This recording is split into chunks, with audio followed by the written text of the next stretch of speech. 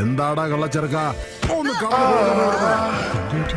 അല്ല, എന്തിനാ ഇങ്ങനെ തള്ളി പുറത്താക്കുന്നത്? നീ ഇങ്ങോട്ട് വരുന്നത് എനിക്ക് ഇഷ്ടമല്ല. നീ ഒരു കൃമിയാണ്. പക്ഷെ ഞാൻ നിങ്ങൾക്ക് ഒരു ഉപദ്രവം ചെയ്തില്ലല്ലോ.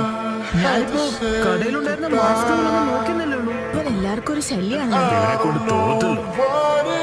ഇതല്ലേ നിനക്ക് വേണ്ടത്? ദാ പിടിച്ചോ. എന്നാ ഓക്കേ, ഞാൻ വീട്ടിലേക്ക് പോവാട്ടോ. നീ എന്താ ഈ ചെയ്യുന്നേ? ആ പയ്യന്റെ കൂടെ കളിക്കരുതെന്ന് പറഞ്ഞിട്ടില്ലേ? വാ വീട്ടിലേക്ക് പോ. നടക്ക്. തേർഡ് ഹോക്കാകെ നിന്നോട് കൂടുതലൊന്നും പറഞ്ഞിട്ടില്ല അല്ലേ? നയൻ ടേൽസിനെ കുറിച്ചുള്ള പരമാവധി വിവരങ്ങൾ മറച്ചുവെക്കപ്പെട്ടു എന്നാണ് എനിക്ക് തോന്നുന്നത്. മാത്രമല്ല, നീ എന്റെ മകനാണ് എന്ന് അറിഞ്ഞിരുന്നുവെങ്കിൽ നീ പലപ്പോഴും അപകടത്തിലാവുമായിരുന്നു.